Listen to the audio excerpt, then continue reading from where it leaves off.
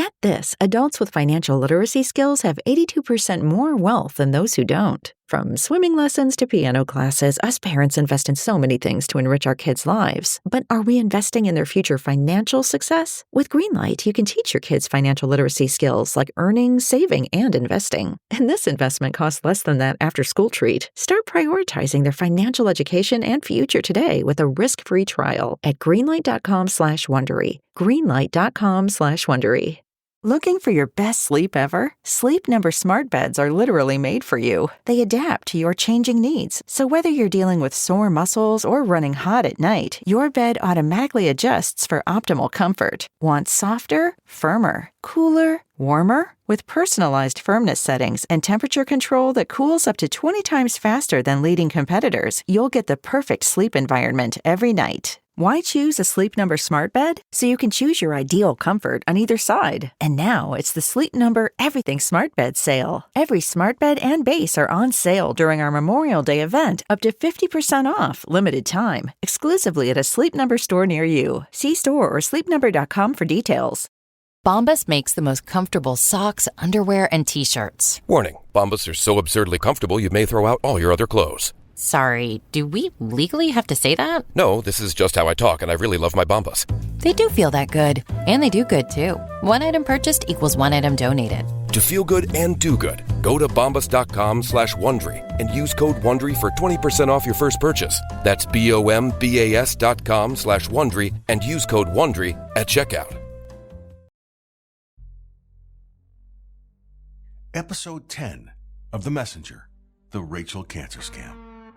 Previously on The Messenger, you heard how the lies went on both sides of this relationship, between Rachel and I, and between Mark and Rachel at that time. Specifically, I shared the Dave Matthews concert story with you, where she was actually with Mark and not in the hospital. She actually was wearing my ring, my engagement ring, in her Facebook picture from that concert, telling me at the same time she was stuck in protective isolation. And you heard a lot from Rachel in her own cloned voice from the text messages that I had from her. And on this episode, we're going to take a deep dive into the psychological underpinnings of what we've been exploring through the entire series, My Story. And I'm joined today by a trauma therapist friend of mine who will go nameless at her own request. She brings with her years of professional expertise to help us understand this complex pattern of deception and lies that I've been sharing with you through this entire story. When I first shared my story with her, her immediate response was that it wasn't just about narcissism. That's how I approached her. That's kind of what I went after. I asked her to come talk about the narcissist with us. And she said that it wasn't just narcissism. It went far beyond typical narcissistic behaviors. She made our conversation conditional, which you're already aware of. She said she'd join me to help provide a little bit of insight if I promised to seek some help for this experience I had gone through. It was a deal that I was willing to accept. What makes this conversation particularly valuable is that she does approach Rachel's behavior from a clinical perspective, but she also adds some additional insight, the cultural context of who I am based on where I grew up and how I grew up. She offers some unique insight into how that all plays into what may have made me particularly vulnerable to Rachel's manipulations. Throughout our conversation, she'll help to differentiate between the different types of narcissism, and she explores why Rachel's particular brand of deception is so difficult to detect. This isn't just about putting a clinical label on her behavior. It's about understanding the dangerousness of what I was dealing with and what anyone who's dealing with Rachel is having to contend with. And she provides context for those who have experienced similar manipulation. Whether you've been personally affected by someone like Rachel or you're trying to understand how anyone could perpetuate such elaborate deceptions.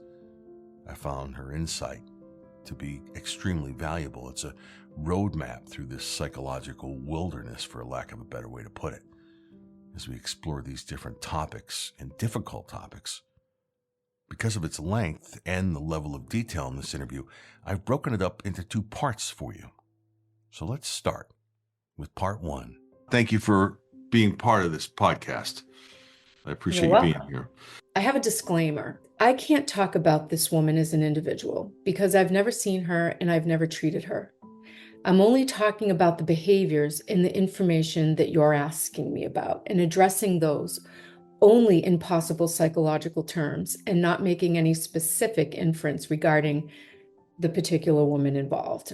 Only what those behaviors can look like or reflect.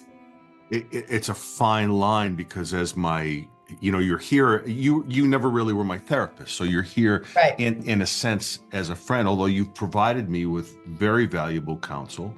You and I, we'll start off with a little bit of history. You and I have a history. We've known each other for a long time. We're both from the same place, Worcester, Massachusetts. Happy to say it any chance I get. Talk Right. about Worcester. When I first sent everything to you and we started to talk about this, one of the thoughts you had immediately was there was this cultural issue which may in a sense answer the question that a lot of people have, which is how did you fall for this? Your perspective is really unique. I hadn't heard anybody say there's a cultural issue here. Yeah. And, having lived in California for 30 years, I understood that cultural component of where we're from real quick. There's a big difference between growing up and living in Massachusetts than my experience living in California for 30 years. It's a different place. And in Massachusetts, where we grew up, there's this culture of loyalty. There's blue collar city, right? Worcester's the second largest city in Massachusetts, but it has a small town feeling to it. And people get surprised when I say that because it is a huge city, but everybody knows everybody.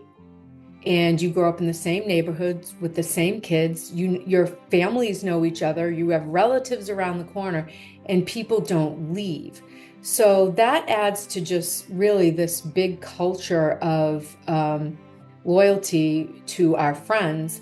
And we go to war for our friends. We take care of our friends. We believe our friends. We were the original Gen Xers, right? We were down for the struggle. We were taking care of our friends, our families. It's not odd when you live in a place that's more transient, like I did in California, and those were really rough waters to navigate, and you do in Las Vegas, you just don't get that same vibe. So you sent me all this stuff, and it was actually several weeks later, and I was driving actually.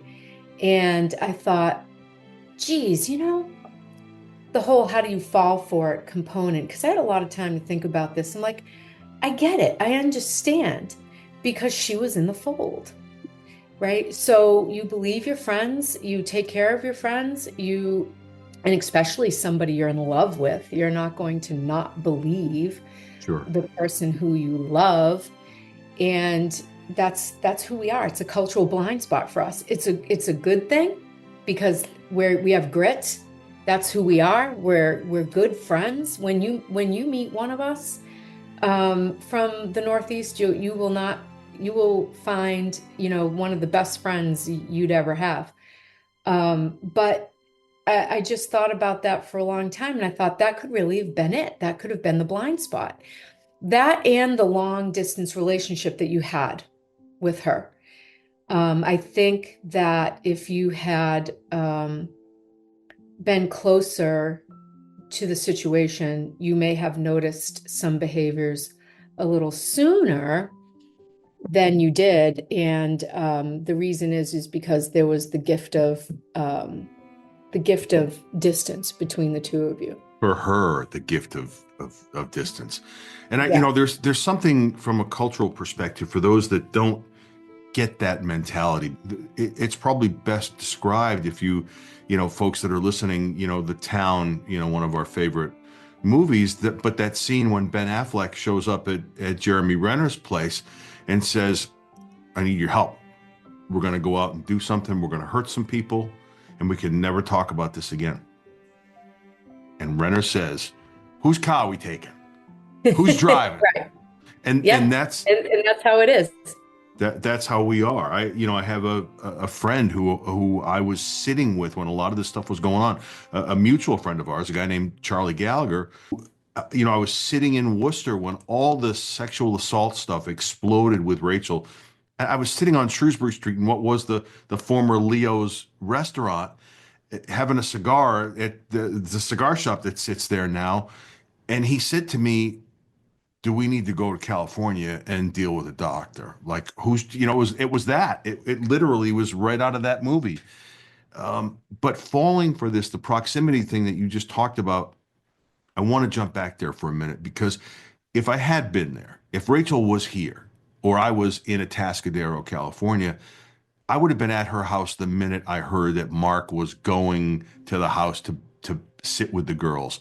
I'd have grabbed a friend's car and said, I need to borrow your car. You can't ask me any questions. Here's mine.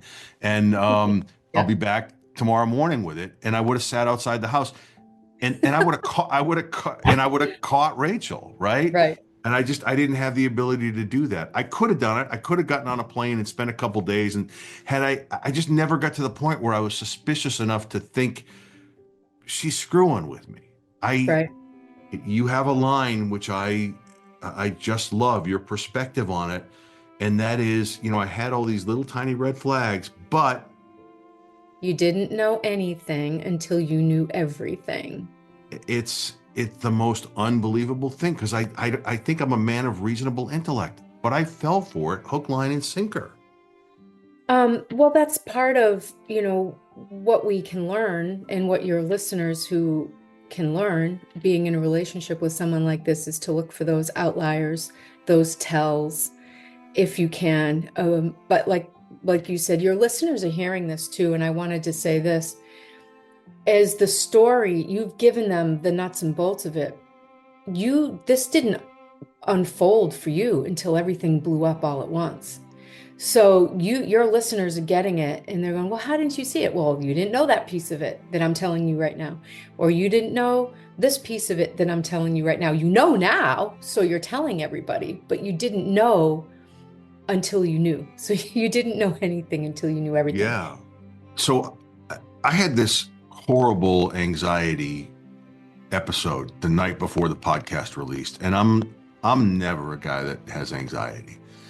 And I had this horrific fear about sharing everything. When I started the podcast, the idea of the podcast, it seemed like a grand idea to do it. And as I got it all done, it was all done before it launched. And then the night before it launched, I was sitting out back thinking to myself, holy shit, tomorrow is the day that I begin sharing my story with the world.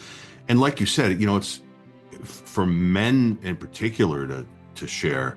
It's really difficult. There are the podcast has very emotional moments that are in it where I had a tough time keeping my shit together, right? And that was a challenge for me. Yeah, probably a good time to talk about EMDR therapy, right? Yeah, like that's a good segue for this. That's what you said. That's what you told me you wanted me to do before I did. Yes. Before you came on the podcast, you said I need you to do some therapy, take care of you. That's kind of where we were. Talk about EMDR therapy. This is an amazing thing.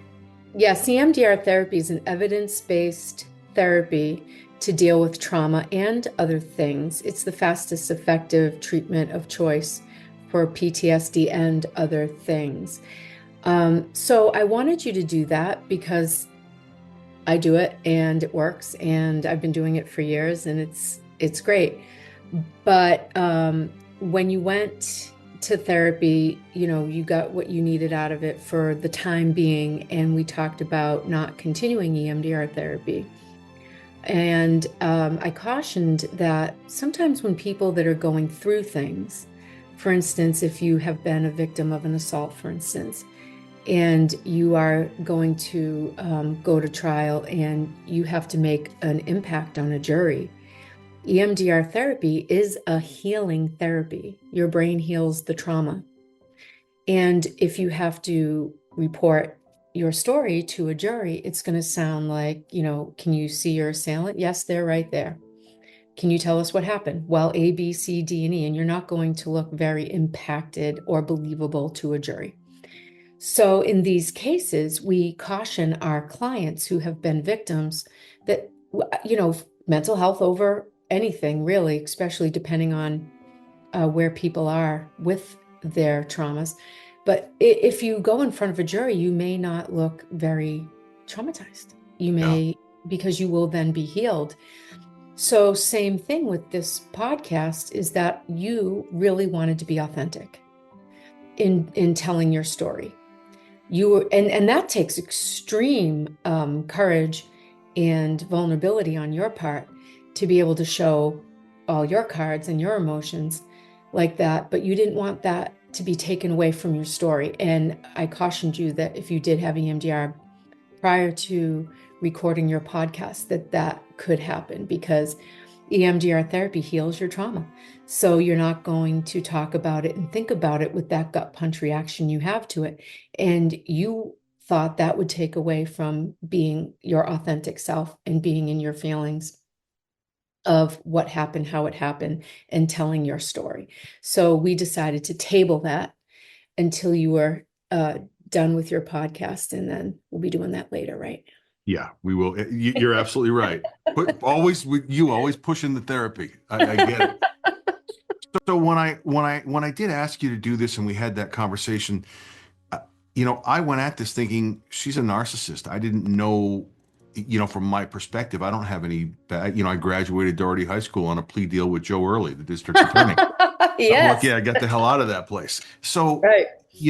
I said, I want to talk about the narcissist with you. And you said, I'll talk about the narcissist. But then you said something else. You said the behavior you're seeing or you're hearing about was not that. It was fuckery, right? Yeah. I need to hear you say those words. Harry, this I need it. Yes, Harry, that is extreme fuckery. Yeah. And there's a continuum of narcissism. So you have a continuum of narcissism on the front end with narcissistic traits. Then you have full-blown narcissism. And then you have something that's called malignant narcissism, which is peppered with antisocial personality disorder and sociopathic traits. So, the further you go down the continuum, the more dangerous the narcissist is. I got to wonder how someone develops the ability to become what she became, not just with me, but with all these other people in her life. From the time she was a teenager, she began these lies, sexual assaults, pregnancies, all these other things. It just putting the worst of the worst possible lies out there. What has to happen to somebody in order to get there? As a therapist, we always want to rule out something that could have happened to the narcissist to have caused these behaviors. Their narcissism is a personality disorder, but there could be comorbidities. There could be co-occurring diagnoses. There could be other things happening. There could be complex post-traumatic stress disorder. There could be all kinds of things that are going on with the narcissist that's not just narcissism.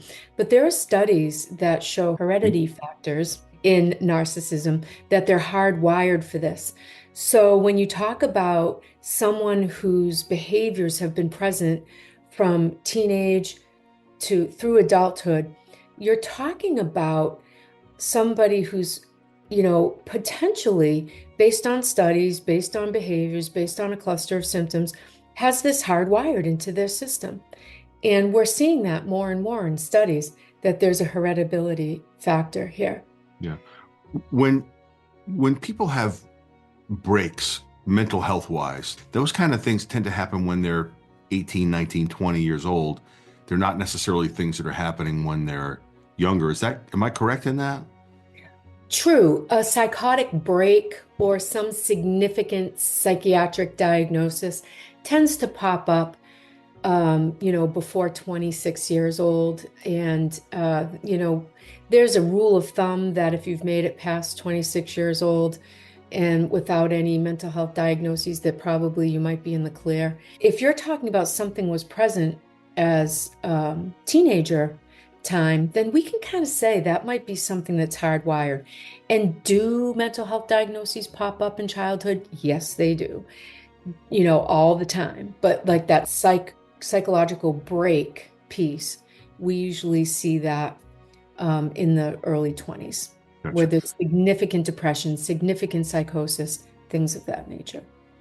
There are certain things that Rachel fell back on a lot. Obviously, one of them is the sexual piece of it, but the other one is the use of suicide. There were two separate instances with me with her youngest daughter where she said, my daughter attempted suicide. She used it as an excuse to not see me, but it came up a couple of times. And then with the women at the airport, she said, my second daughter has attempted to do this. And then when I went searching through our text messages, because I knew she had done it with me, she references suicide. Like, well, I'm just going to end my life. I don't belong here. I don't want to be here. The world is a better place without me. I'll make sure I'll publish this at some point. But I have a note from her saying, well, I'll leave a note to make sure you're contacted so you can come say your goodbyes at my funeral. I'm like, the fucking drama, the level of drama in that. Mm-hmm. I mean, that was after the cancer stuff, but that suicide thing was something she learned to just use to get at people. Narcissists are not likely to die by suicide, but of all the personality disorders, from what I've read, is they are the highest risk for suicide of all the personality disorders. So it's not like there's a definitive, they will not commit suicide, they will not die by suicide. There's nothing definitive there. And that would certainly be something I would always be concerned about anybody. And, it is gamey though, right? Manipulation. There's a thing with the narcissist called a narcissistic supply. It's a high reward for doing this manipulative behavior that's all about power and control and image. So there's high reward for doing this behavior. They feed their narcissistic supply. And the more they do it, the more they need to do it, the more they need to change it up, the more they need that, which is why you get the variety of stories and the different types of manipulation to different types of people, because they have to change it up. They need more to get the same feeling, and thereby they become more dangerous. They know how people respond to it. It's like what do you say, the narcissist's toolbox? Yeah, right? The toolbox of fuckery. And that's where she goes and grabs those things out of. Narcissist will tell a lot of stories, be very gamey, to increase their power and control, to maintain that power and control, to get that narcissistic supply. And even people who are listening right now, they might be thinking, well, I don't get it. What do you mean? Why would anybody get any kind of pleasure from that or derive any pleasure from that? And it's something they may not even be very conscious of. And quite frankly, if it's hardwired like that, why would they be conscious of it?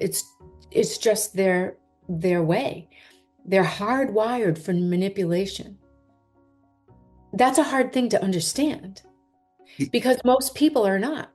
Narcissists represent only 1% to 2% of the population. Isn't that interesting?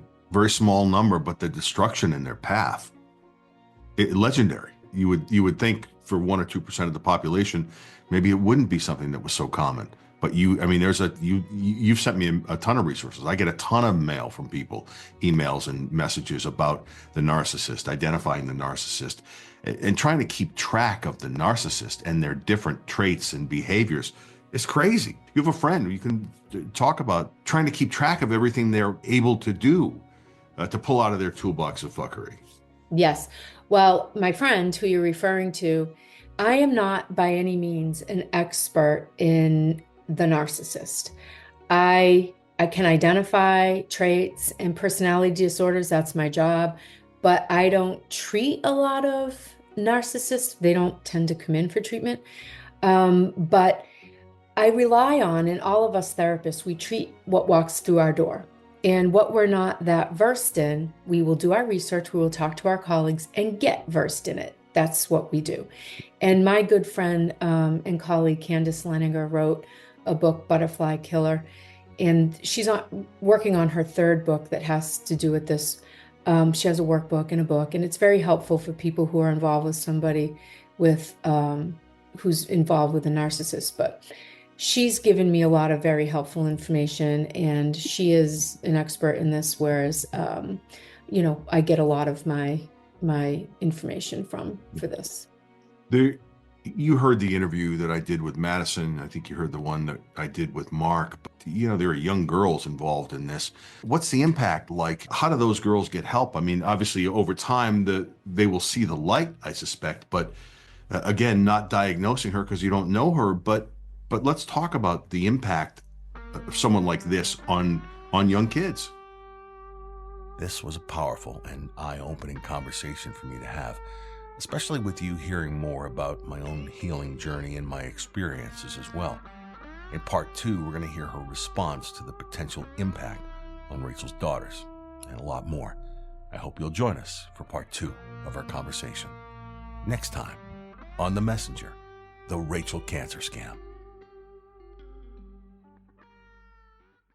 Are you feeling stuck in your career or lacking employment at the moment? Experiencing symptoms of job dissatisfaction? You might be suffering from a common condition known as career stagnation. But don't worry, there's a solution. Monster.com. Monster.com offers a comprehensive suite of career-boosting tools designed just for you. Our free resume review and AI interview prep tool will help you stand out from the crowd. Need more guidance? Dive into our career advice articles for expert tips and insights. And don't forget to check out our salary tools to ensure you're getting paid what you're worth. Side effects may include a new job, increased confidence, and a brighter future. Consult Monster.com today and take the first step towards your new career. Ready for your next job opportunity? Visit Monster.com now.